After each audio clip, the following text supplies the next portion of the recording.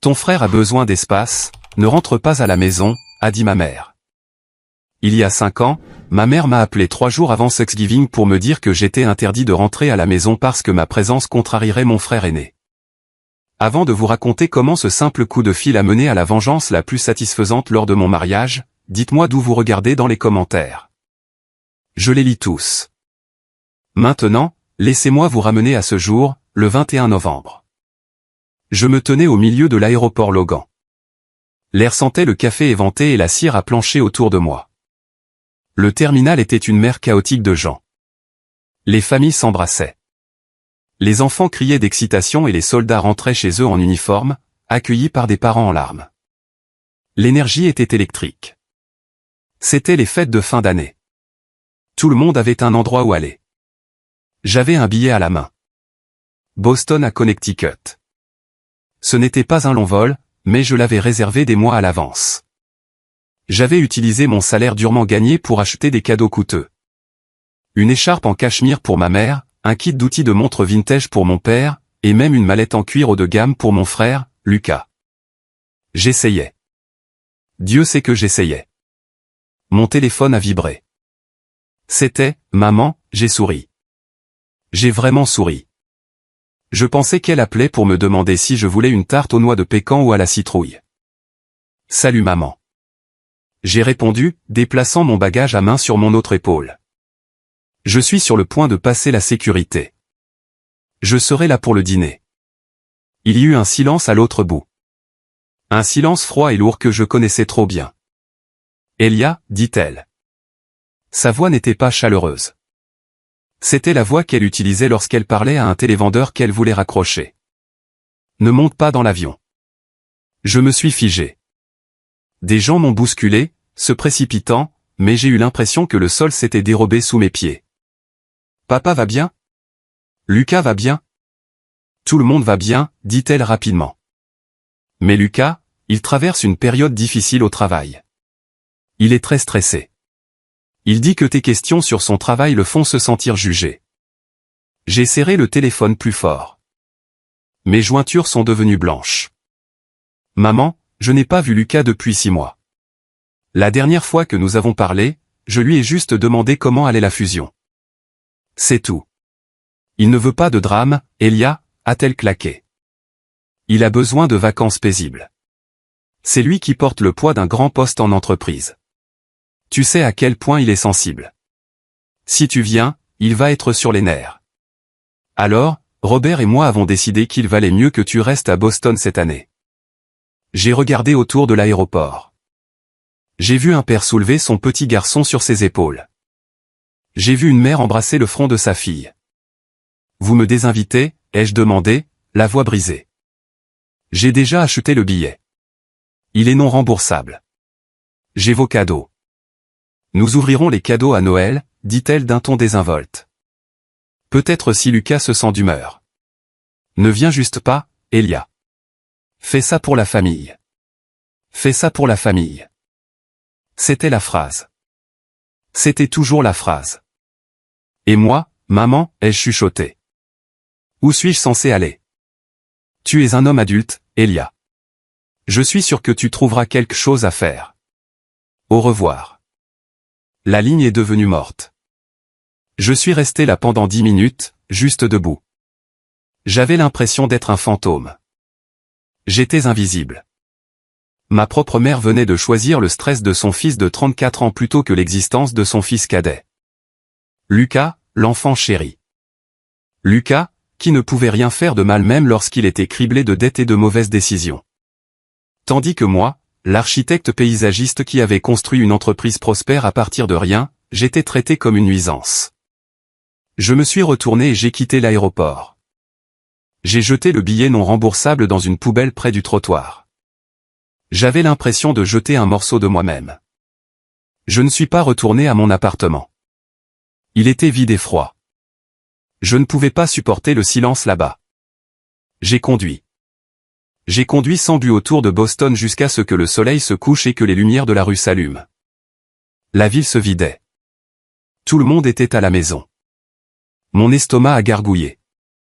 Je n'avais pas mangé depuis le petit déjeuner. Je me suis arrêté au Harborview Grill. C'était un endroit à l'ancienne près de l'eau. Des boiseries sombres, des ferrures en laiton, le genre d'endroit qui sent le rôti de bœuf et l'argent ancien. C'était l'un des rares endroits ouverts. Je suis entré. La chaleur du restaurant m'a frappé, contrastant avec le froid qui me rongeait les os. Il était bondé. De grandes tables étaient rapprochées. 3 générations de familles se passaient des corbeilles de pain et riaient. Table pour une personne, ai-je dit à l'hôtesse.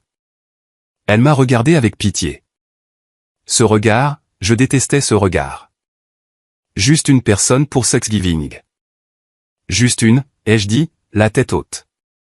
Elle m'a conduit à une petite table pour 2 à l'arrière, juste à côté de la porte de la cuisine, mais elle était également juste à côté d'une grande table bruyante d'environ 10 personnes. Je me suis assis et j'ai commandé un whisky. Pur. Puis j'ai commandé le dîner de dinde. J'ai essayé de regarder mon téléphone, j'ai essayé de paraître occupé, comme si j'étais un homme d'affaires en escale, pas un fils qui avait été rejeté par son propre sang. Mais je n'arrivais pas à me concentrer. J'entendais la famille à côté de moi. Il y avait un couple âgé à la tête de la table. L'homme avait des cheveux argentés et un rire qui faisait trembler ses épaules.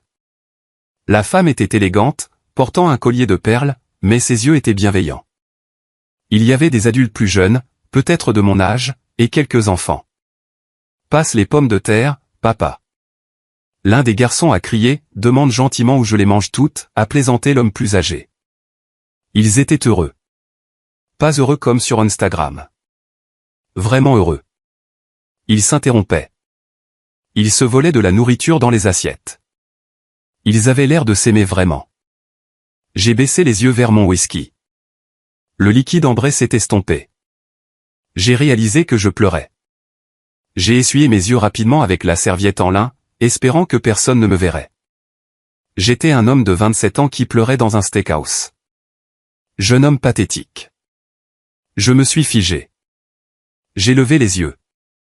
L'élégante femme de la grande table était juste là.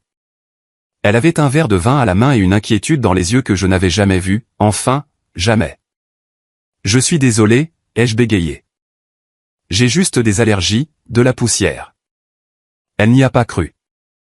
Elle a tiré la chaise vide en face de moi et s'est assise. Elle n'a pas demandé la permission. Elle a juste réclamé l'espace. Je m'appelle Margaret, a-t-elle dit. Et j'ai une règle. Personne ne mange seul à Thanksgiving. Pas quand je suis dans la pièce. Je m'appelle Elia, ai-je dit, en m'essuyant à nouveau le visage. Je ne veux vraiment pas m'immiscer, Margaret. Vous avez une famille charmante. Ils sont charmants, a-t-elle convenu, en les regardant. Bruyants, mais charmants, et il y a beaucoup de place. Mon mari Arthur a commandé assez de dinde pour nourrir une petite armée. Il le fait toujours. Elle m'a regardé. Elle m'a vraiment regardé. Ce n'était pas de la pitié. C'était de la reconnaissance. Pourquoi êtes-vous ici, Elia, a-t-elle demandé doucement. Je ne sais pas pourquoi je lui ai dit. Peut-être parce que je le retenais depuis 20 ans. Peut-être qu'une étrangère est plus sûre que la famille. Ma mère m'a appelé à l'aéroport, ai-je dit, la voix tremblante. Elle m'a dit de ne pas rentrer à la maison. Mon frère ne voulait pas de drame. Les yeux de Margaret se sont rétrécis. Un éclair d'acier est apparu derrière la gentillesse. Drame? Oui, c'est comme ça qu'il m'appelle. Drame. Parce que j'existe. Margaret s'est levée. Elle a tendu la main. Eh bien, Elia, leur perte est notre gain. Prends ton verre. Tu changes de table. J'ai hésité. Êtes-vous sûr? Je ne veux pas créer de malaise. La seule chose embarrassante, a-t-elle dit fermement, c'est que tu sois assis ici près de la porte de la cuisine alors que nous avons une place vide à côté d'Arthur. Il adore parler et tous les autres à table ont entendu ces histoires 1000 fois. Tu me ferais une faveur. Je me suis levé. Mes jambes tremblaient. J'ai suivi l'étrangère jusqu'à la grande table. L'homme plus âgé, Arthur, a levé les yeux. Il n'avait pas l'air confus. Il avait l'air ravi. Arthur, a dit Margaret, posant une main sur son épaule. Voici Elia. Il se joint à nous. Arthur s'est levé. Un homme grand et imposant qui se déplaçait avec une grâce qui suggérait le pouvoir. Il a tendu une main de la taille d'un gant de receveur. « Bienvenue à bord, Elia », a-t-il tonné. « Aimes-tu la viande foncée ou la viande blanche ? Parce que si tu dis blanche, tu peux tout avoir. Je suis plutôt un homme de jambes. » La table a éclaté de rire. Quelqu'un a tiré une chaise. Quelqu'un d'autre a versé du vin dans un verre neuf. Une assiette de farce est apparue devant moi avant même que je ne m'assoie. J'ai regardé ces étrangers. Il y a 10 minutes, j'étais orphelin. Maintenant, j'étais assis entre un juge à la retraite et un graphiste nommé Ben, en train de passer la sauce au canneberge. « Alors, Elia » a dit Arthur, en coupant sa dinde. « Que fais-tu dans la vie ? Ou es-tu un agent secret ? Tu as ce regard. »« Je suis architecte paysagiste », ai-je dit. « Je prends des espaces morts, des friches industrielles, des terrains abandonnés, et je les transforme en parcs. Je redonne vie aux choses. » Arthur a arrêté de mâcher. Il m'a regardé avec un intérêt sincère. Restauration. C'est un travail noble. Un travail difficile qui demande de la vision. Pendant les 2 heures suivantes, personne ne m'a demandé pourquoi j'étais seul. Personne ne m'a jugé. Ils m'ont juste inclus. Ils ont posé des questions sur mes arbres préférés. Ils se sont disputés sur le football. Ils ont taquiné Ben à propos de sa nouvelle moustache. Pour la première fois de ma vie, je n'étais pas le bouc émissaire. Je n'étais pas le drame. J'étais juste Elia. Et tandis que je regardais Margaret de l'autre côté de la table, la voyant sourire à sa famille, je ne savais pas quelle était la mère de la femme que j'épouserais un jour, je ne savais pas que ce dîner était la première brique des fondations de ma nouvelle vie. Tout ce que je savais, c'est que la dinde n'avait plus le goût de cendre. Elle avait le goût de l'espoir. Le dîner au Harborview Grill était bruyant, chaotique et merveilleux. Mais chaque fois que les rires s'estompaient une seconde, mon esprit dérivait. C'était comme un élastique qui se rétractait vers une vieille blessure. Assis là, entouré par la chaleur de la famille Sterling. Le contraste avec ma propre famille, les Thatcher, était si vif qu'il me faisait physiquement mal. Arthur Sterling racontait une histoire de son temps sur le banc. J'ai vite appris qu'il était un juge de cour supérieure à la retraite, un homme de loi. Alors l'avocat se lève, a dit Arthur, gesticulant avec sa fourchette. Et il dit, « Votre honneur, mon client n'a pas volé la voiture. Il l'a simplement empruntée pour une durée indéterminée sans permission. Pouvez-vous croire ça ?» La table a éclaté de rire. Arthur m'a regardé, m'impliquant. « Elia, dans ton travail, si tu plantes un arbre sur la mauvaise ligne de propriété, est-ce que c'est emprunter le terrain ? C'est un empiètement, ai-je dit en souriant. Et cela mène généralement à un procès. Exactement. Arthur a frappé la table avec joie. La précision compte. L'intégrité compte. Précision. Intégrité. Des mots que mon père, Robert, n'avait jamais compris. Mon esprit est revenu à mes 16 ans. J'avais participé au concours d'art de l'État du Connecticut. C'était un événement majeur. J'avais passé 3 mois à travailler sur un croquis au fusain de l'ancien moulin en centre-ville. J'y travaillais tous les soirs après les devoirs, mes mains couvertes de poussière noire. J'avais gagné le premier prix. Le premier prix de tout l'État. La cérémonie de remise des prix avait lieu un vendredi soir. Je me souviens avoir couru dans la cuisine en agitant la lettre. « Maman, papa, j'ai gagné. Vous devez venir. » C'est à la capitale de l'État. Ma mère, Linda, n'a même pas tourné le dos à la cuisinière. « Vendredi ? Oh, Elia, je ne sais pas. Lucas a son match de football universitaire vendredi. »« Mais, maman, ai-je supplié. Lucas est sur le banc. Il joue à peine. C'est le championnat d'État pour l'art. Nous ne pouvons pas manquer un match, Elia, a dit mon père, se cachant derrière son journal. Il s'agit de l'esprit d'équipe. Nous devons soutenir ton frère. Ils ne sont pas venus. Je me suis tenu sur cette scène, tenant mon ruban bleu, les lumières vives m'aveuglant. J'ai regardé le public, les cherchant. Tous les autres enfants avaient des parents qui les encourageaient, prenaient des photos avec des appareils jetables. Je n'avais personne. Plus tard cette nuit-là, quand je suis rentré à la maison, la maison était sombre. Il dormait. Il n'avait même pas attendu pour me demander comment ça s'était passé. Le lendemain matin, j'ai découvert pourquoi. Lucas s'était écorché le genou en glissant sur le terrain. Une égratignure mineure. Maman avait passé la soirée à le glacer et à lui faire du chocolat chaud. « Tu es tellement dramatique, Elia », m'avait dit maman quand je l'ai confronté. « C'est juste un dessin. Ton frère a été blessé. Juste un dessin. Elia, tu es avec nous, mon fils ?» La voix d'Arthur m'a ramené au présent. J'ai cligné des yeux, réalisant que j'avais fixé mes pommes de terre en purée. « Désolé », ai-je dit. Je pensais juste à la famille. Margaret a tendu la main et a touché la mienne. Sa peau était douce, mais sa prise était ferme. Le genre de pensée difficile, j'imagine. Oui, ai-je admis. Mes parents, ils ne m'ont jamais vraiment vu. Il s'agissait toujours de mon frère. C'est l'enfant chéri. Je suis les pièces de rechange. La table est devenue silencieuse. Pas un silence gênant, mais un silence respectueux. J'ai une théorie, a dit Ben, le graphiste avec la moustache, il était le neveu de Margaret. Certains parents voient les enfants comme des extensions d'eux-mêmes. Si l'enfant réussit comme ils le veulent, ils l'aiment. Si l'enfant est sa propre personne, ils ne savent pas quoi faire avec lui. Ça semble juste, ai-je dit. Lucas, mon frère, c'est un cadre, où il essaie de l'être. Il joue le rôle. Costume cher, voiture chère, grand discours. Mes parents adorent cette image. Moi, je joue dans la terre.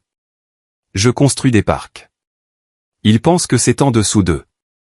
Il n'y a rien en dessous d'un homme qui construit, a dit Arthur, sa voix grave et résonnante. Tu crées un héritage, Elia. Les arbres nous survivent tous. C'est une belle profession.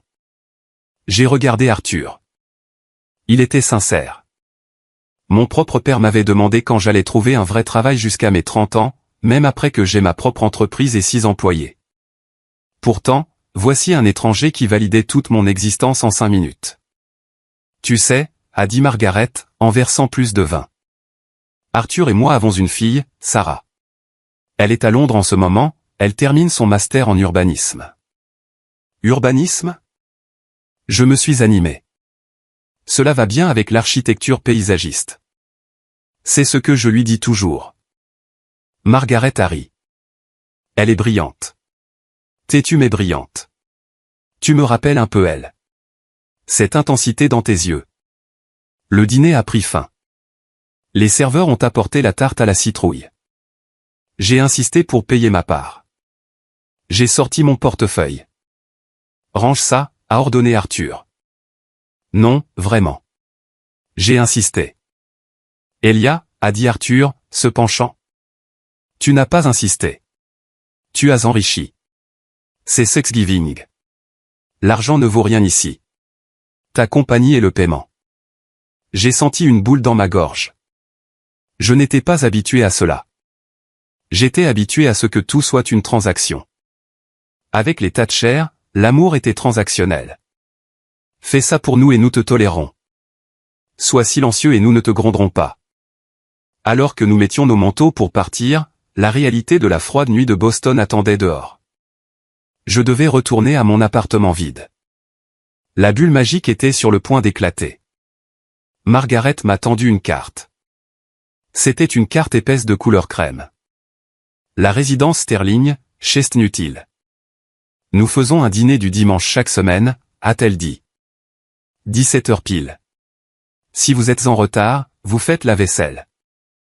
Je ne sais pas quoi dire. Dis oui, a dit Ben, en me tapant dans le dos. Crois-moi, le rôti de bœuf de Margaret vaut le détour. J'ai regardé la carte. Puis j'ai regardé Margaret. Pourquoi, ai-je demandé. Vous ne me connaissez même pas. Je connais assez, a-t-elle dit. Je sais que tu as été assez courageux pour venir dîner seul plutôt que de rester dans la misère. Je sais que tu as des manières et je sais reconnaître une bonne personne quand j'en vois une. Ne laisse pas ton passé définir ton avenir, Elia. Tu peux choisir ta famille. Tu peux choisir ta famille. Je suis sorti du Harborview Grill cette nuit-là dans le vent mordant de novembre, mais je n'ai pas eu froid. Mon téléphone a vibré dans ma poche. Je l'ai sorti. C'était un message de Lucas. Frérot, j'ai entendu dire que maman t'avait dit de rester tranquille. Probablement pour le mieux. J'ai beaucoup de pression en ce moment avec les rumeurs d'audit de la SEC. Il faut garder la maison calme.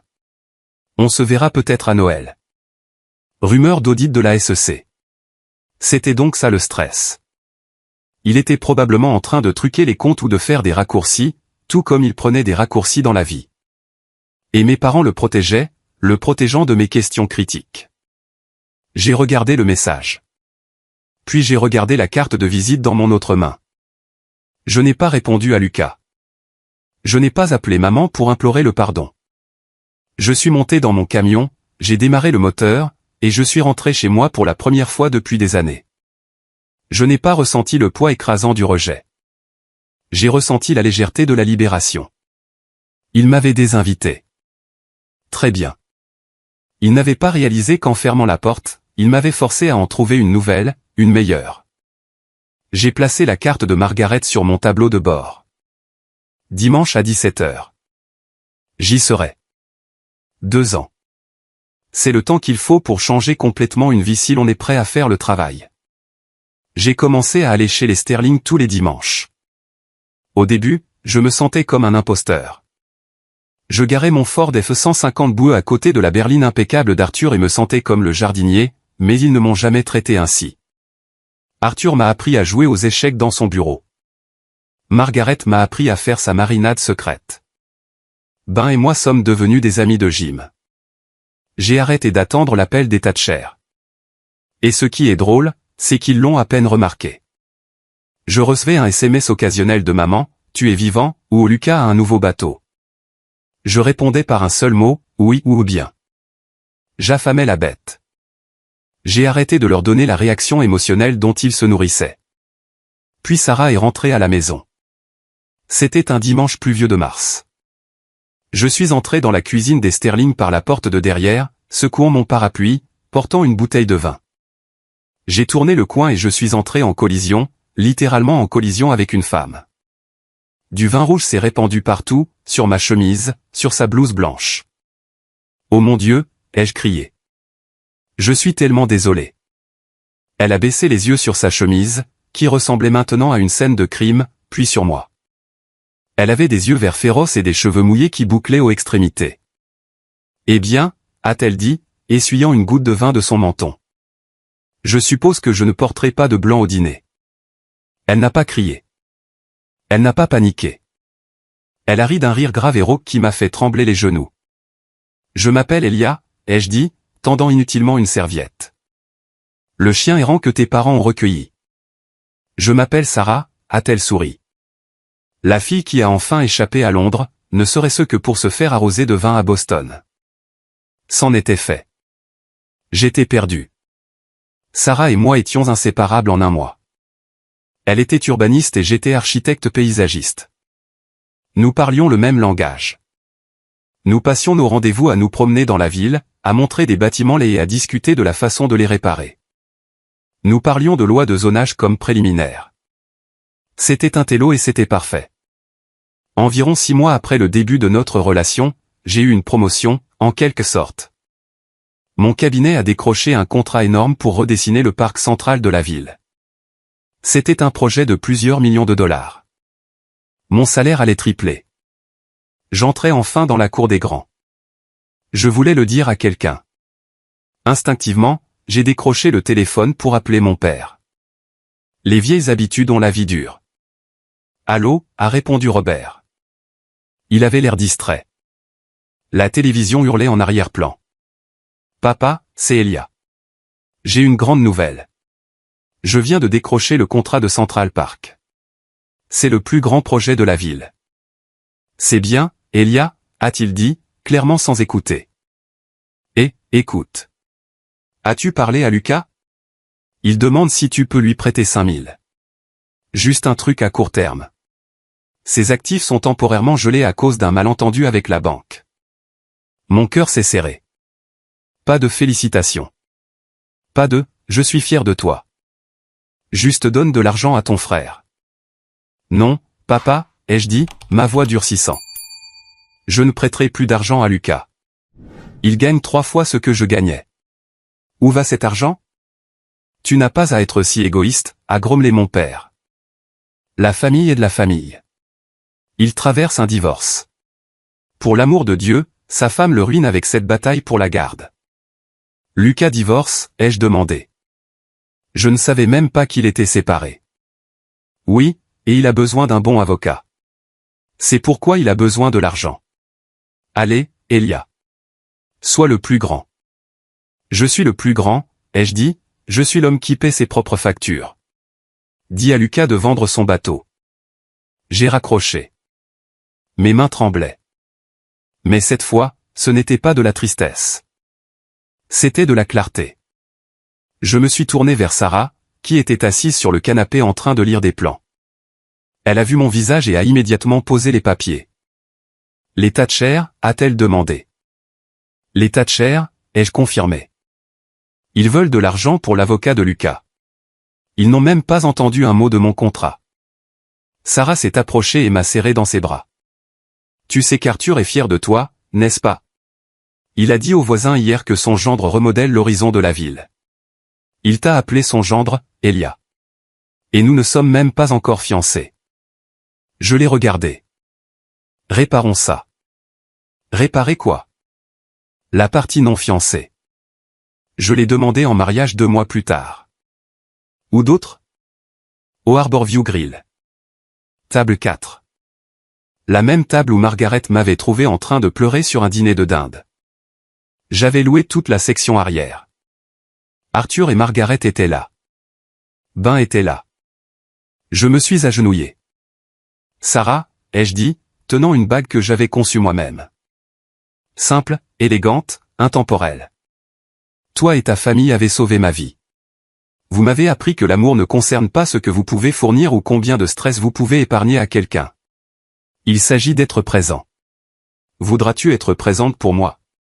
Pour le reste de nos vies? Elle a dit oui.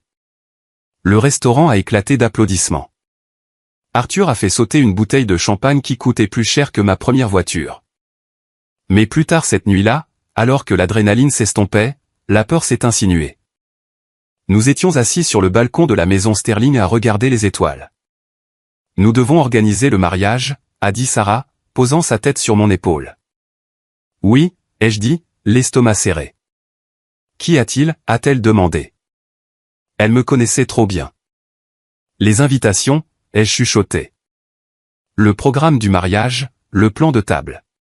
Sarah, je ne peux pas les inviter. Je ne peux pas inviter mes parents. S'ils viennent, ils parleront de Lucas ou critiqueront le lieu ou s'assieront simplement l'air déçus que ce ne soit pas moi qui divorce. Sarah s'est redressée. Elle m'a regardé dans les yeux. Alors ne les invite pas. Ce n'est pas si simple, ai-je dit. Ce sont mes parents, quoi que cela signifie. Et sur l'invitation, il est écrit parents du marié. Si je laisse vide, tout le monde posera des questions. Cela aura l'air que j'ai honte ou qu'ils sont morts. Tu ne devrais pas avoir honte, a dit Sarah férocement. Il devrait l'être. Juste à ce moment-là, la porte vitrée s'est ouverte. Arthur est sorti. Il portait sa veste de smoking et tenait un cigare. Il avait clairement écouté. Elia, a dit Arthur. Sa voix était sérieuse. Puis-je vous parler? Je me suis levé. Bien sûr, Arthur. Il s'est dirigé vers la balustrade et a regardé le jardin que je l'avais aidé à concevoir. J'ai passé 40 ans au tribunal de la famille, a dit Arthur. J'ai traité des questions de garde, d'héritage, de divorce. J'ai vu les aspects les plus laids de la nature humaine. Le sang vous lie par la parenté, Elia. La loyauté vous lie par la famille. Il s'est tourné vers moi. Il avait l'air nerveux, ce qui était rare pour lui. Margaret et moi avons parlé. Nous savons que tu as des difficultés avec les détails du mariage. Nous savons que tu te sens comme un orphelin. Il a fouillé sa poche et a sorti un document plié. Dans cet état, a continué Arthur, sa voix tremblant légèrement. Il existe une disposition légale appelée adoption d'adultes. Elle est rarement utilisée, principalement à des fins d'héritage ou de situation de sortie de l'aide sociale. Mais elle existe. Elle rompt les liens légaux avec les parents biologiques et crée un nouveau lien légal permanent avec les parents adoptifs. J'ai eu le souffle coupé. J'ai regardé le papier. C'était un projet de pétition. Nous ne voulons pas remplacer ton histoire, a dit Arthur. Mais nous serions honorés, vraiment honorés, si tu nous laissais être tes parents officiellement, sur l'invitation, sur l'acte de naissance. Dans la vie, nous voulons que tu sois un Sterling. Je l'ai fixé. Des larmes me sont montées aux yeux. Cet homme, ce juge distingué, demandait à adopter un homme de 30 ans. Il ne demandait pas d'argent. Il ne demandait pas la paix. Il demandait moi. Vous voulez m'adopter, ai-je étouffé. Nous t'avons adopté dans nos cœurs la nuit où tu as mangé ma dinde. Arthur a souri. Nous voulons juste le rendre légal. Alors, qu'en dis-tu, mon fils? J'ai regardé Sarah. Elle rayonnait, des larmes coulant sur son visage. Oui, ai-je dit. Oui, 1000 fois. Oui. Arthur m'a serré dans ses bras, me craquant les côtes. Bienvenue à la maison, Elia Sterling. Je ne le savais pas alors, mais la signature de ces papiers allait déclencher une réaction en chaîne qui ferait exploser toute ma famille biologique. La tempête arrivait, et j'étais enfin prêt pour elle. L'audience d'adoption fut privée, digne et profonde.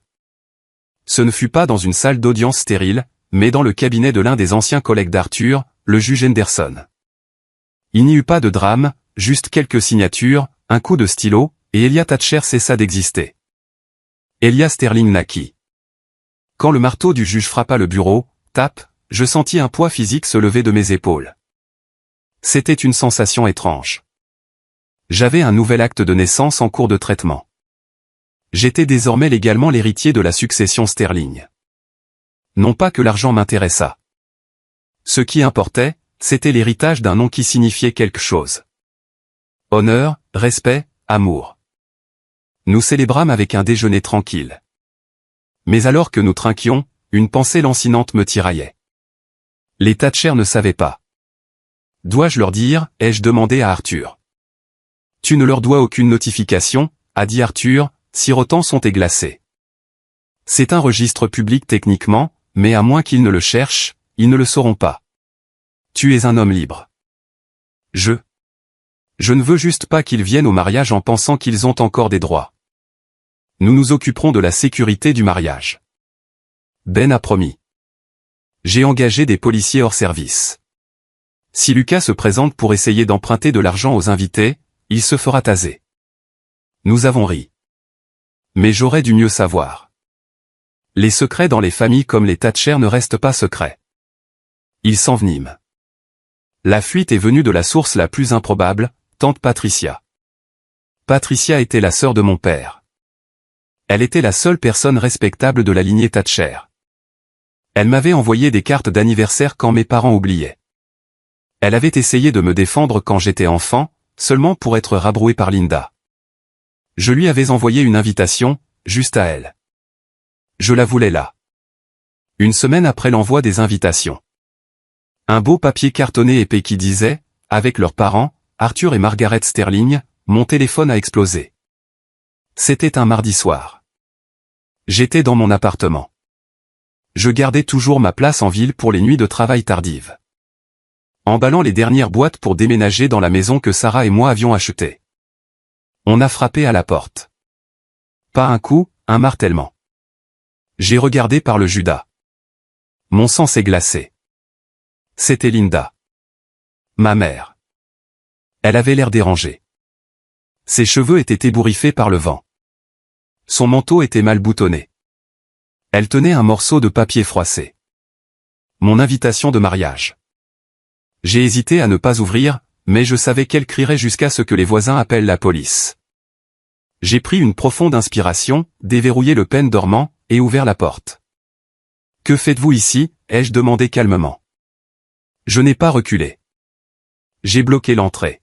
« Espèce de petit bâtard ingrat » a-t-elle hurlé.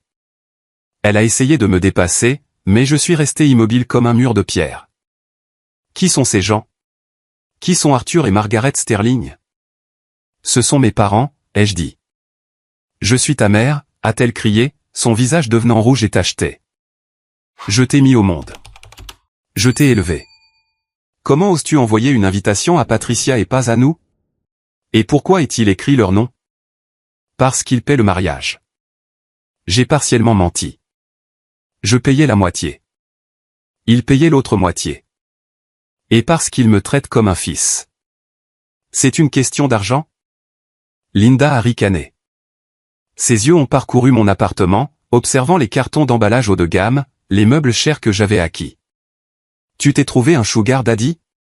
C'est ça? Tu t'es vendu à un vieux couple riche. Sortez, ai-je dit, ma voix basse et dangereuse. Lucas m'a dit que tu allais bien, a-t-elle craché. Nous avons vu ton nom dans le journal à propos du projet du parc. Nous allions t'appeler, tu sais. Nous allions te pardonner pour Thanksgiving. Me pardonner? J'ai ri. C'était un son amer, aigu. Tu m'as interdit de rentrer à la maison, maman. Tu as choisi le stress de Lucas plutôt que moi. C'était il y a des années. Passe à autre chose. Elle a agité la main de manière désinvolte. Ton frère a des problèmes, Elia. De vrais problèmes. La SEC enquête sur son cabinet. Il pourrait perdre sa maison. Il a besoin de sa famille. Et te voilà à jouer à la maison avec des étrangers. Je ne joue pas, ai-je dit. Et les problèmes de Lucas sont les siens, tout comme ma réussite est la mienne. Elle a de nouveau brandi l'invitation, la secouant devant mon visage. Je veux une invitation. Ton père a le cœur brisé. Il pleure dans la voiture en ce moment. Alors dis-lui de rentrer chez lui, ai-je dit. Vous n'êtes pas invité, Linda. Ni Robert. Ni Lucas. Son visage est devenu mortellement immobile. Si tu ne nous invites pas, si tu nous embarrasses comme ça, je ferai en sorte que tout le monde sache quel fils terrible tu es. J'écrirai à tes clients. Je te ruinerai. Je l'ai regardé. Je l'ai vraiment regardé. Je n'ai pas vu une mère. J'ai vu une brute désespérée et triste. Vous ne pouvez pas me ruiner, ai-je dit doucement. Parce que je ne suis plus Elia Thatcher. Qu'est-ce que ça veut dire? Cela signifie que vous n'avez aucun pouvoir ici. Maintenant, quittez ma propriété avant que j'appelle la police. Et croyez-moi, j'ai maintenant un très bon avocat dans la famille. Je lui ai claqué la porte au nez. Je me suis appuyé contre le bois, écoutant. Je l'ai entendu crier un gros mot, donner un coup de pied à la porte une fois, puis le son de ses talons qui s'éloignaient dans le couloir. Je me suis effondré au sol. Mes mains tremblaient, non pas de peur, mais d'adrénaline. Je l'avais fait. J'avais tenu tête au monstre sous mon lit. J'ai sorti mon téléphone et j'ai appelé la sécurité du lieu de mariage. Doublez la garde, leur ai-je dit. Et j'ai besoin de vous donner 3 noms et photos à mettre sur la liste des personnes interdites d'accès. Je pensais que c'en était la fin. Je pensais qu'une porte verrouillée et une liste de sécurité suffiraient. Mais j'avais sous-estimé l'audace des Thatcher. Ils ne voulaient pas seulement assister au mariage. Ils voulaient récupérer leur propriété et ils allaient attendre le moment le plus public possible pour le faire. Le jour du mariage fut parfait. Un après-midi de juin clair et vif dans la Napa Valley. Nous avions fait venir tout le monde dans un domaine viticole. C'était élégant, ça sentait le jasmin et le chêne vieilli. Je me tenais à l'hôtel dans mon smoking, regardant Sarah descendre l'allée. Elle ressemblait à un ange. Arthur l'a conduite, rayonnant de fierté. Quand il m'a atteint, il ne l'a pas juste remise. Il m'a serré dans ses bras. Prends soin d'elle, mon fils, a-t-il chuchoté. Avec ma vie, ai-je promis. La cérémonie fut magnifique. Nous avons échangé des vœux que nous avions écrits nous-mêmes. J'ai promis de construire une maison où personne ne se sentirait jamais comme un plan de secours. Sarah a promis d'être toujours mon refuge. Puis vint la réception. Elle se tenait dans un immense pavillon aux murs de verre surplombant les vignes. Des chandeliers étincelaient au-dessus. Des serveurs se déplaçaient silencieusement avec des plateaux de champagne. Nous étions assis à la table d'honneur, Sarah et moi au centre, Arthur et Margaret à ma droite. La salle était remplie de 200 invités, collègues, amis, la famille élargie de Sarah. C'était une salle pleine d'amour. Je venais de prendre une gorgée d'eau quand j'ai vu l'agitation à l'entrée arrière. 2 gardes de sécurité bloquaient la porte, mais ils étaient bousculés. C'étaient eux. Lucas était en tête, portant un costume trop brillant, l'air maniaque. Linda était derrière lui dans une robe blanche. Oui, elle portait du blanc à mon mariage. Robert traînait derrière, regardant le sol. Laissez-les entrer, ai-je dit dans le petit microphone accroché à mon revers. Nous avions des radios pour l'organisateur. Sarah m'a attrapé la main sous la table. Elia, non. Laissez-les entrer, ai-je répété au chef de la sécurité qui me cherchait un signal. Si nous les jetons dehors maintenant, ils feront une scène dehors et crieront. Laissez-les entrer. Laissez-les voir. J'ai fait signe à l'organisateur. Mettez-les à la table 19. La table 19 était la table de débordement. Elle était au fond du coin, à côté des portes battantes de la cuisine, exactement là où j'étais assis au Harborview Grill 5 ans auparavant. Justice poétique. Les Thatcher sont entrés comme s'ils possédaient l'endroit. Linda a scanné la pièce, ses yeux affamés. Elle a vu l'opulence, les fleurs chères, les invités bien habillés. Elle a vu la richesse à laquelle elle se sentait en droit. Ils se sont assis à la table 19. J'ai vu Lucas se disputer avec un serveur, exigeant probablement un meilleur vin. Je ne les ai pas regardés. Je me suis concentré sur ma femme. « Tu vas bien ?» a demandé Sarah. « Je suis parfait » ai-je dit. « Regarde ça. » Le maître de cérémonie, un ami proche à moi nommé Dave, s'est avancé vers le microphone au centre de la piste de danse. « Mesdames et messieurs, puis-je avoir votre attention, s'il vous plaît ?» La pièce est devenue silencieuse. Les verres ont tinté alors que les gens trinquaient. Avant de couper le gâteau, a dit Dave, sa voix résonnante, le marié aimerait dire quelques mots sur la famille. Je me suis levé. J'ai pris le micro sans fil. Je me suis dirigé vers le centre de la piste. Je sentais les yeux de Linda me transpercer du fond de la pièce. Elle était assise plus droite, s'attendant à ce que je les reconnaisse, s'attendant à l'excuse suppliante, s'attendant au bienvenu à mes parents, la famille. J'ai commencé, ma voix stable. Pendant longtemps. Je ne savais pas ce que ce mot signifiait. Je pensais que cela signifiait obligation. Je pensais que cela signifiait être un sac de frappe pour le stress de quelqu'un d'autre. Je pensais que cela signifiait être invisible jusqu'à ce que quelqu'un ait besoin d'emprunter de l'argent. J'ai vu Lucas se raidir, mais j'ai continué en regardant la table 1. Il y a 5 ans, à Thanksgiving, alors que je mangeais seul, des étrangers m'ont invité à leur table. Ils ne voulaient rien de moi. Ils voulaient juste que je ne sois pas seul. Je me suis tourné vers Arthur et Margaret. Ils m'ont appris que la famille est un verbe. C'est ce que l'on fait. C'est être présent. J'ai pris une profonde inspiration. C'était ça, le moment de la récompense. Alors aujourd'hui, je veux faire une présentation spéciale. Il y a des gens ici qui pensent qu'ils sont mes parents à cause de la biologie. J'ai jeté un bref coup d'œil au coin arrière. La pièce a suivi mon regard. Linda avait l'air confuse. Mais la biologie n'est que de la chimie. L'amour est un choix. J'ai fait signe au maître de cérémonie. Dave a pris le relais. Mesdames et messieurs, veuillez lever vos verres pour les parents légaux du marié. Les personnes qui l'ont officiellement adopté cette année, Monsieur et Madame Arthur Sterling. La salle a explosé. Ce n'était pas seulement des applaudissements polis. C'était un rugissement. Tout le monde connaissait l'histoire. Tout le monde connaissait Arthur. Ils ont applaudi. Arthur s'est levé et a salué, des larmes coulant sur son visage. Margaret m'a envoyé un baiser. Et puis je l'ai entendu, un cri aigu du fond de la pièce. Non. Linda était debout. Elle a poussé un serveur de côté, renversant un plateau de boisson. Crac. C'est un mensonge, a-t-elle hurlé, marchant vers la piste de danse. La pièce est devenue silencieuse. Le groupe a arrêté de jouer. Lucas la suivait, l'air d'un rat acculé. Robert est resté assis, la tête dans les mains. Linda a atteint le bord de la piste de danse. Elle a pointé un doigt tremblant vers Arthur. « Vous avez volé mon fils » a-t-elle crié. « Vous, riche et arrogant voleur. Vous ne pouvez pas simplement adopter un homme adulte. C'est un enlèvement. C'est une fraude. Arthur est descendu de la table d'honneur. Il n'avait pas l'air en colère. Il avait l'air d'un juge prononçant une sentence. Madame Thatcher, a dit Arthur, sa voix calme, mais projetant jusqu'au chevron. Ce n'est ni une fraude ni un enlèvement. C'est la loi. Elia a fait une pétition au tribunal. Nous avons accepté. Il est un sterling maintenant.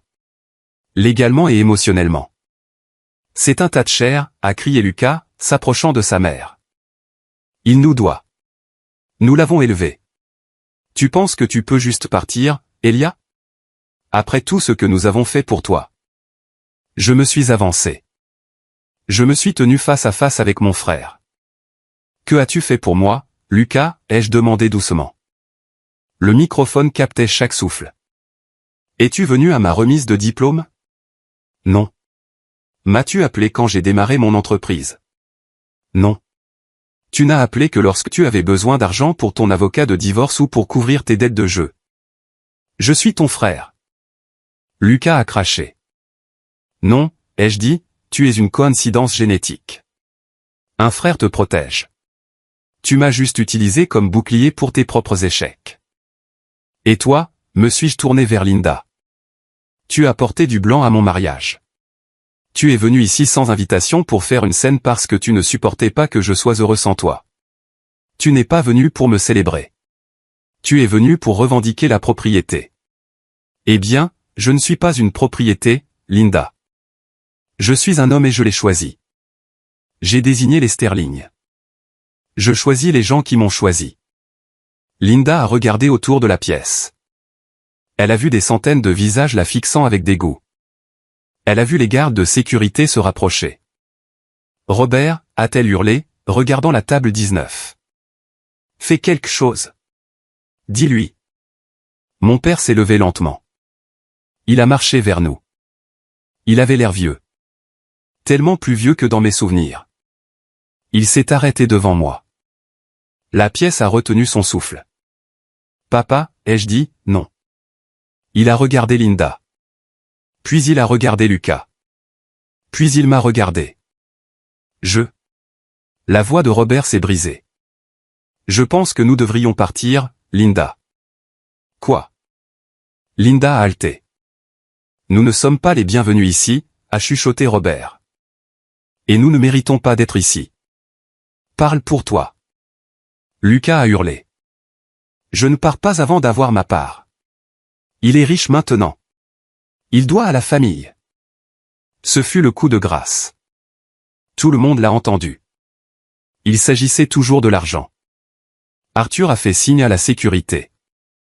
Sortez-les maintenant. De grands hommes sont intervenus. Ils ont attrapé Lucas par les bras alors qu'il se débattait. Ils ont escorté une Linda en pleurs et hurlante vers la sortie. Ce n'est pas fini, a-t-elle crié alors qu'on la traînait dehors. Vous le regretterez. Robert a marché derrière eux. Il s'est arrêté à la porte, m'a regardé une dernière fois, puis a disparu dans la nuit. Le silence dans la pièce était lourd. Puis Sarah s'est approchée de moi. Elle a pris le microphone. Eh bien, a-t-elle dit, sa voix légèrement tremblante mais souriante. Maintenant que les ordures ont été sorties. Qui veut du gâteau? Des rires ont parcouru la pièce, nerveux au début, puis sincères. Le groupe a commencé à jouer, Signed, Sild, Délivé. La fête a repris, mais je suis resté là un instant, regardant la porte vide. Mon cœur battait la chamade, mais il ne souffrait pas. L'infection était partie. La blessure avait été cautérisée. Je me suis tourné vers ma femme, mes parents et mes amis. Dansons, ai-je dit. L'adrénaline de la confrontation m'a porté pendant le reste de la réception. Nous avons dansé, nous avons bu, nous avons ri. Mais alors que la nuit se terminait et que les invités commençaient à se diriger vers les navettes, la réalité s'est imposée. Il était 1h du matin. Sarah était à l'étage dans la suite nuptiale, se changeant de sa robe. Je suis sorti sur le parking pour prendre l'air. Le vignoble était silencieux maintenant, les grillons chantaient dans l'air frais de Californie. J'ai vu une silhouette solitaire assise sur un banc près du stand de voiturier. C'était Robert. Mon premier instinct a été de faire demi-tour et de rentrer à l'intérieur. Je ne voulais pas l'entendre. Je ne voulais pas d'excuses, mais quelque chose m'a arrêté. Peut-être était-ce l'affaissement de ses épaules. Peut-être était-ce le fait qu'il était seul. Linda et Lucas n'étaient nulle part. Je me suis approché, le gravier crissant sous mes chaussures de ville. Il a levé les yeux. Ses yeux étaient rouges et gonflés. Il tenait une cigarette éteinte, la faisant rouler entre ses doigts. « Ils sont partis », a-t-il dit. Sa voix était rauque. Linda et Lucas, ils ont pris la voiture de location. Ils se hurlaient dessus, se blâmant mutuellement. Je leur ai dit de partir. « Pourquoi es-tu toujours ici, Robert ?» ai-je demandé. Je ne l'ai pas appelé papa. Je ne pouvais pas. Je voulais m'excuser, a-t-il dit. Il ne s'est pas levé. Il a juste fixé la cigarette. Je sais que c'est trop tard. Je sais que c'est trop tard, ai-je dit. Environ 20 ans trop tard. J'étais un lâche, a-t-il admis. Avec ta mère. Elle a cette façon. Elle te fait sentir que si tu n'es pas d'accord avec elle, le monde va s'effondrer. Et Lucas, il a toujours été si exigeant. Nous avons dépensé toute notre énergie à le soutenir parce que nous savions qu'il était faible. Nous t'avons laissé tomber parce que nous savions que tu étais fort. J'ai laissé échapper un court rire incrédule. C'est ton excuse? Tu m'as négligé parce que j'étais fort? Ce n'est pas une excuse, a-t-il dit, des larmes coulant enfin. C'est une confession. Nous t'avons puni d'être capable. Nous t'avons pris pour lui donner parce que nous savions que tu survivrais, mais nous n'avons jamais pris le temps de demander si tu étais heureux. Il m'a regardé alors, un regard brut et brisé. Quand j'ai vu cet homme, Arthur, prendre ta défense. Quand je l'ai vu te regarder avec cette fierté, j'ai réalisé que je ne t'avais jamais regardé de cette façon. Et ça m'a tué, Elia. Ça m'a tué. Je me tenais là, regardant l'homme qui m'avait donné la moitié de son ADN et aucune de son temps. Une partie de moi voulait le serrer dans mes bras. Une partie de moi voulait crier. J'apprécie ce que vous dites, ai-je dit finalement. Mais des excuses ne réparent pas les fondations, Robert. Vous les avez regardées me déchirer pendant des années. Vous avez regardé Linda me bannir de Thanksgiving. Vous avez regardé Lucas voler mon enfance. Et vous êtes resté derrière votre journal. Je sais, a-t-il sangloté. Je sais. Je suis content que vous sachiez, ai-je dit. Mais je suis un sterling maintenant et j'ai une femme à retrouver. Vous devriez appeler un Uber. Je me suis retourné et je suis parti. Je n'ai pas regardé en arrière. Ce fut la chose la plus difficile que j'ai jamais faite, quitter un vieil homme en pleurs, mais c'était nécessaire. Je posais une limite. Je brisais le cycle. Les quelques semaines suivantes furent un tourbillon de bonheur, de lune de miel et de paperasse légale. Nous sommes allés à Bora Bora. Nous avons éteint nos téléphones. Pendant 10 jours, les Thatcher n'ont pas existé. À notre retour, la réalité nous attendait. Mais cette fois, la dynamique avait changé. L'équilibre des pouvoirs s'était complètement inversé. Lucas a essayé de me contacter, pas moi, mais Arthur. J'étais un après-midi au bureau d'Arthur. Il m'aidait à examiner des contrats pour mon entreprise quand sa secrétaire a appelé. « Monsieur Sterling », a-t-elle dit. « Il y a un monsieur Lucas Thatcher à la ligne 1. Il dit que c'est urgent concernant une opportunité d'investissement. » Arthur m'a regardé. Il a levé un sourcil. « Mets-le sur haut-parleur », a dit Arthur. « Monsieur Sterling. » La voix de Lucas est venue, lisse et désespérée. « Tellement content de vous joindre. Tout d'abord, mes excuses pour le petit malentendu au mariage. Passion familiale, vous savez. Les émotions sont vives. »« Que voulez-vous, monsieur Thatcher ?» a demandé Arthur, sa voix froide comme la glace.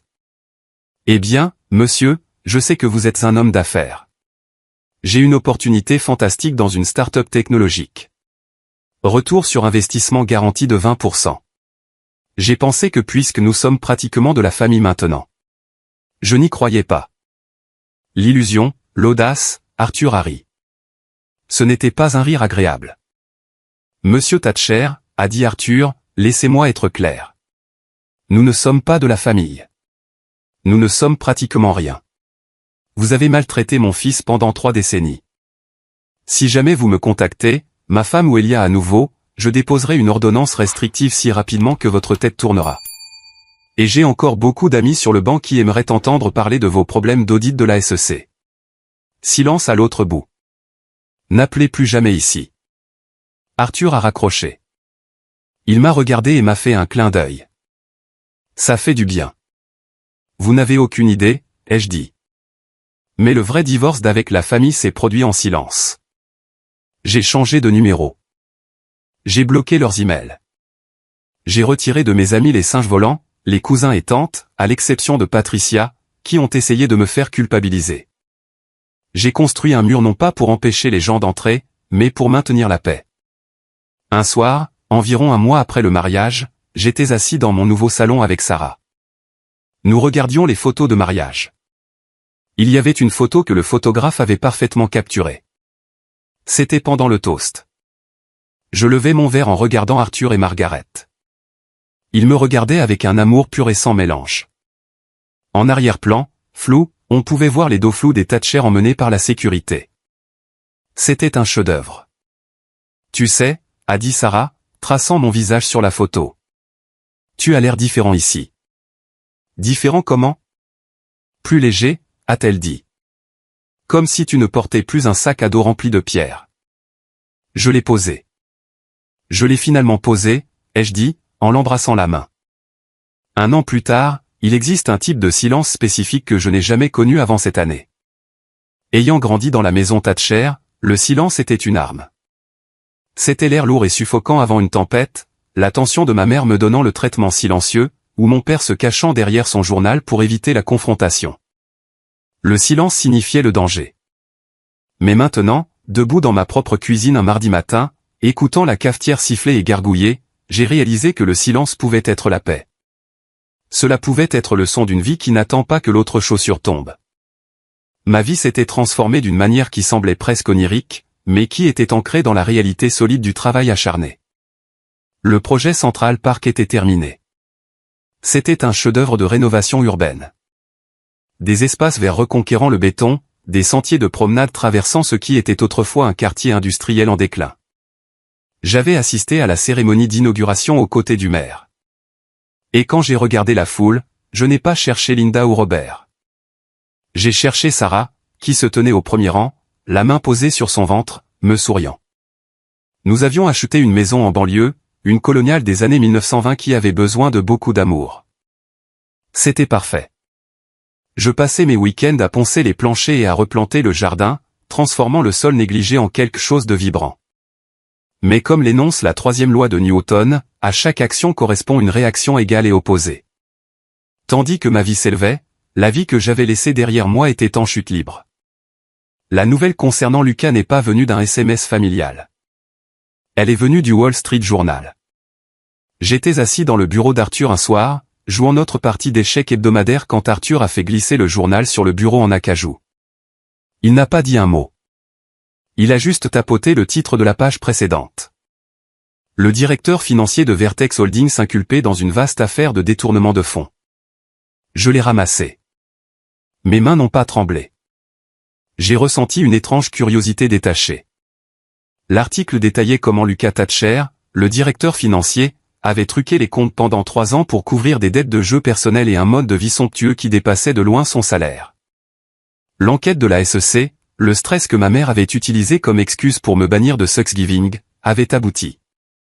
Lucas risquait 5 à 10 ans de prison fédérale. Il a perdu la maison, a dit Arthur doucement, déplaçant sa pièce. La banque l'a saisi hier et sa femme, la deuxième, a demandé le divorce ce matin. Elle demande la garde exclusive. J'ai fixé la photo de mon frère dans le journal. Il avait l'air hagard. L'arrogance avait disparu, remplacée par le regard terrifié d'un homme qui réalisait que les règles s'appliquaient enfin à lui. Et mes parents, ai-je demandé. Ils ont utilisé leur fonds de retraite pour payer sa caution, a dit Arthur. Ils vont probablement perdre leur maison aussi. Ils ont misé sur le mauvais cheval, Elia. J'ai reposé le journal. Il y a 1 an, cette nouvelle m'aurait brisé. J'aurais ressenti de la culpabilité. Ressenti le besoin de me précipiter pour les sauver. J'aurais été le bouc émissaire docile, offrant ma propre stabilité pour réparer leur mythe. Mais pas aujourd'hui. Échec, ai-je dit, déplaçant ma tour. Arthur a souri, un sourire sincère et fier. Échec et mat en 3 coups. Tu deviens dangereux, mon fils. Ce soir-là, en rentrant chez moi, il y avait une lettre dans la boîte aux lettres. Pas d'adresse d'expéditeur, mais j'ai immédiatement reconnu l'écriture. Elle était irrégulière, frénétique. Linda. Je me tenais près de la poubelle dans le garage. Mon pouce planait au-dessus du seau. Sarah est sortie, tenant une tasse de thé. Elle a vu l'enveloppe et a su. Tu n'as pas à la lire, a-t-elle dit. Je sais, ai-je répondu. Mais j'ai besoin de savoir s'ils ont changé, ne serait-ce qu'une fois. Je l'ai ouverte. Elia, j'espère que tu es heureux. Ton frère est persécuté par le gouvernement. Un homme innocent détruit par des gens jaloux. Et toi, où es-tu? Vivant dans ton manoir avec ces gens qui t'ont volé. Nous perdons tout. Ton père est de retour au travail à 68 ans parce que nous avons tout donné pour aider la défense juridique de Lucas. C'est ta faute. Si tu l'avais aidé quand nous l'avons demandé, si tu n'avais pas causé tant de drames au mariage et nous avais humiliés, peut-être que les choses seraient différentes. Tu as attiré ce mauvais karma sur cette famille. Si tu as le moindre soupçon de décence, tu nous appelleras. Nous avons besoin d'argent, Elia, pas de charité. Que nous est-il dû après t'avoir élevé? Maman, je l'ai lu 2 fois. Le gaslighting l'était à couper le souffle. Même maintenant, avec Lucas face à la prison pour vol, elle m'a blâmé. Elle a blâmé le mariage. Elle a blâmé le karma. Elle n'a assumé aucune responsabilité. Qu'est-ce que ça dit, a demandé Sarah doucement. Rien de nouveau, ai-je dit. Juste un rappel de pourquoi je suis parti. J'ai pris un briquet de l'établi, celui que j'utilisais pour allumer le barbecue. J'ai tenu le coin de la lettre et j'ai allumé la flamme. Nous avons regardé le papier se recroqueviller et noircir. Les mots mauvais karma et dû à nous se sont transformés en cendres et ont flotté sur le sol en béton. Je ne ressens rien, ai-je chuchoté. Sarah, je ne ressens absolument rien. Ce n'est pas rien, a-t-elle dit, posant sa tête sur mon épaule. C'est la liberté. Mais le véritable tournant de cette année ne fut pas la destruction de l'ancien. Ce fut la création du nouveau. Quelques mois plus tard, nous peignions la chambre de bébé. Nous avions choisi un vert sauge doux. La pièce sentait la peinture fraîche et l'espoir. Sarah était assise dans le rocking chair, me dirigeant pendant que je masquais les moulures. Elle était enceinte de 8 mois. Un peu à gauche, a-t-elle pointé. Tu as manqué un endroit près de la fenêtre. Je suis un architecte professionnel, ai-je ri, essuyant la sueur de mon front. Je pense que je peux manipuler un rouleau à peinture. Tu es un architecte, pas un peintre. Il y a une différence. Arthur est entré alors, portant une boîte à outils. Il avait insisté pour construire le berceau lui-même. Il portait ses vêtements du week-end, une vieille chemise en flanelle et un jean raide d'amidon. Comment va l'air, a demandé Arthur, regardant le ventre de Sarah. Il donne des coups de pied comme un joueur de football, a gémi Sarah. Ou un ninja, Arthur s'est agenouillé et a ouvert sa boîte à outils. Il a commencé à disposer les pièces du berceau. Je me suis assis par terre pour l'aider. Pendant un moment, nous avons travaillé dans ce silence confortable. Le seul son, le vrombissement des tournevis et le clic du bois s'emboîtant. Elia, a dit Arthur, sans lever les yeux. Il y a quelque chose que je voulais te dire. Quelque chose que Margaret et moi avons gardé pour nous. Qu'est-ce que c'est, ai-je demandé, m'arrêtant avec une vis à la main. Il y a 5 ans, a-t-il commencé. Environ une semaine après notre rencontre au restaurant. Te souviens-tu d'avoir décroché ce premier gros contrat commercial, la rénovation de la place d'entreprise? Oui, ai-je dit, c'est le travail qui a sauvé mon entreprise. J'étais sur le point de couler avant cela. Le client m'a appelé à l'improviste. Ce n'était pas à l'improviste, a dit Arthur. Il m'a finalement regardé. J'ai joué au golf avec le PDG de cette entreprise. Je lui ai dit que je connaissais un jeune architecte paysagiste qui avait plus d'intégrité dans son petit doigt que la plupart des entreprises dans tout leur conseil d'administration. Je lui ai dit de t'embaucher. Je l'ai fixé. Vous. Vous m'avez décroché ce travail, mais nous ne nous étions rencontrés qu'une fois. J'en savais assez, a dit Arthur. Mais ce n'est pas tout. Le prêt que tu as obtenu l'année suivante, celui pour l'équipement, je l'ai contresigné en tant que garant silencieux. La banque ne t'a pas dit parce que je leur ai demandé de ne pas le faire. Ma bouche s'est ouverte. Arthur, pourquoi? Pourquoi ne m'avez-vous pas dit? Parce que je ne voulais pas que tu penses que c'était de la charité, a-t-il dit fermement.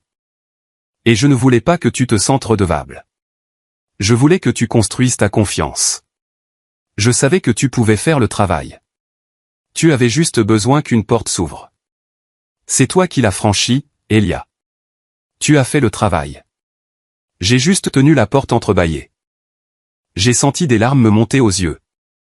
J'ai pensé à mon père biologique, Robert, qui n'aurait même pas payé un billet de bus pour que je rentre à la maison, qui me demandait de l'argent pour Lucas à chaque occasion. Et voici Arthur, un homme qui avait secrètement utilisé sa réputation et sa richesse pour me soutenir, ne demandant rien en retour, pas même de crédit. Vous avez cru en moi, ai-je étouffé, avant même que je ne croie en moi-même. C'est ce que fait un père, a dit Arthur simplement. Il a ramassé la balustrade du berceau. Maintenant, donne-moi cette clé hexagonale. Ce bébé ne va pas dormir par terre. Je lui ai tendu l'outil, mais je n'ai pas pu arrêter la vague d'émotion. Je me suis penché et je l'ai serré dans mes bras, là, sur la toile de protection couverte de taches de peinture verte. Il m'a serré en retour, sentant la sueur et l'allspice. Merci, ai-je chuchoté. De rien, mon fils, a-t-il dit. Maintenant, finissons ce berceau. Ta mère apporte des lasagnes, et si nous n'avons pas fini, elle nous fera la morale à tous les deux. Cette nuit-là, allongé dans mon lit à côté de Sarah, sentant le bébé bouger contre ma main, j'ai réalisé quelque chose de profond.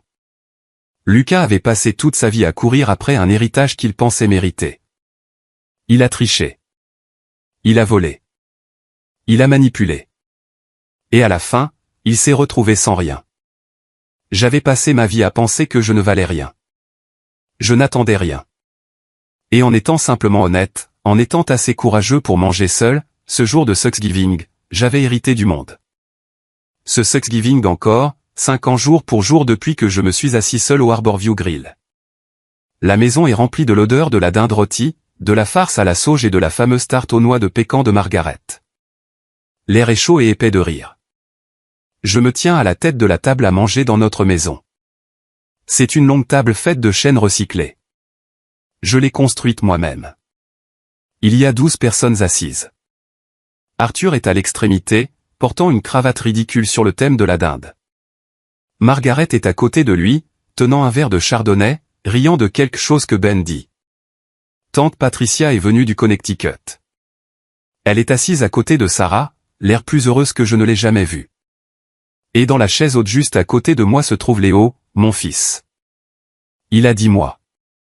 Il a les yeux verts de Sarah et mes cheveux ébouriffés.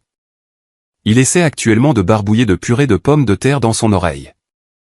Je frappe mon verre avec une fourchette. La pièce se tait. Discours, crie Ben. D'accord. D'accord, dis-je en souriant. Je regarde autour de la pièce. Je regarde les visages des gens qui m'ont sauvé. La famille choisie. Il y a 5 ans, je commence, ma voix s'étranglant légèrement. J'étais assis dans un restaurant à environ 10 miles d'ici, regardant une famille dîner. Je pleurais dans une serviette parce que je pensais avoir tout perdu. Je pensais que j'étais indigne d'être aimé. Sarah tend la main et serre la mienne. Je ne savais pas que la famille que je regardais deviendrait ma famille. Je ne savais pas que la gentillesse des étrangers guérirait une vie entière de blessures. Je regarde Léo, qui tape maintenant sa cuillère sur le plateau. J'ai fait une promesse à moi-même à l'époque. Je dis en regardant mon fils, que si jamais j'avais une famille à moi, personne n'aurait jamais à deviner où il se tenait. Personne ne saurait jamais le drame. Personne ne serait le bouc émissaire. J'ai levé mon verre. Alors, à ceux qui se présentent. À ces parents qui choisissent d'aimer, pas seulement ceux qui partagent l'ADN. Et à la table 19 du Harborview Grill. La meilleure place de la maison. Ici. Ici. Arthur tonne. Nous buvons. Nous mangeons. Le niveau sonore monte. C'est chaotique. C'est désordonné. C'est parfait. Plus tard cette nuit-là, après que les invités soient partis et que le lave-vaisselle fredonne sa chanson rythmée, je tiens Léo dans le rocking chair de la chambre de bébé. La pièce est sombre, éclairée seulement par une veilleuse. Il dort, sa petite tête lourde reposant sur ma poitrine. Je peux sentir son rythme cardiaque contre le mien. Je pense à Lucas assis dans une cellule ou un foyer de réinsertion quelque part. Je pense à Linda et Robert probablement assis dans un petit appartement silencieux, blâmant le monde pour leur malheur. Je ne ressens plus de colère. Je ne ressens même plus de pitié. Ce ne sont que des personnages d'un livre que j'ai fini de lire il y a longtemps. J'embrasse le front de Léo. Tu n'auras jamais à gagner mon amour, Léo, je chuchote dans l'obscurité. Tu n'as pas besoin d'être un génie, un artiste ou un athlète. Tu as juste besoin d'être toi. Je ne te ferai jamais concourir pour mon affection. Je ne choisirai jamais le confort de quelqu'un d'autre plutôt que ton existence. Il soupire dans son sommeil, un son de pur contentement. J'ai alors réalisé que la vengeance ne consiste pas à crier sur les gens lors d'un mariage. Elle ne consiste pas en des victoires légales ou à voir ses ennemis tomber. La vraie vengeance, c'est d'être heureux. La vraie vengeance, c'est de briser le cycle. La vraie vengeance, c'est d'aimer son enfant de la manière dont on aurait aimé être aimé et de voir cet amour grandir en quelque chose de beau. Je suis Elias Sterling. Je suis un père. Je suis un fils. Et pour la première fois de ma vie, je suis exactement là où je dois être. Nous pensons souvent à la famille comme un fait permanent et immuable, comme la gravité. Mais ce voyage m'a appris que la famille est en fait un accord. C'est un contrat récurrent de respect mutuel, de bienveillance et d'amour.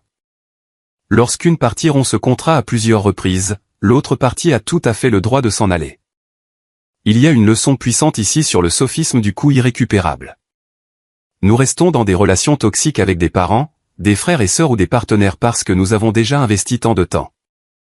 Nous pensons, mais c'est ma mère ou c'est mon frère. Nous craignons l'inconnu d'être seul plus que la douleur connue d'être maltraité. Mais mon histoire est la preuve que l'inconnu est l'endroit où la magie opère. Si je n'avais pas été forcé à cette solitude à l'aéroport, si je n'avais pas été privé de mon filet de sécurité, je n'aurais jamais trouvé la force de m'asseoir à cette table de restaurant. Je n'aurais jamais rencontré les Sterling. Vous devez être prêt à perdre la vie que vous pensiez devoir avoir pour trouver la vie qui vous attend. Alors, j'ai une question pour vous. Y a-t-il un moment, table 19, dans votre vie? Un moment où vous avez été rejeté seulement pour trouver quelque chose de mieux au coin de la rue? Ou peut-être que vous luttez actuellement avec la culpabilité de fixer des limites avec un membre de votre famille toxique. Je veux vous entendre. Laissez un commentaire ci-dessous avec votre histoire ou partagez un conseil qui vous a aidé à traverser cette épreuve. Ou si cette histoire vous a simplement rappelé que vous êtes digne d'amour tel que vous êtes, tapez simplement « bon » dans les commentaires. Voir ce mot me dit que nous sommes sur la même longueur d'onde, que vous appréciez ces leçons d'estime de soi et de famille choisies autant que moi. Merci d'avoir écouté. Vous êtes vu. Vous êtes valide. Et vous n'êtes jamais vraiment seul.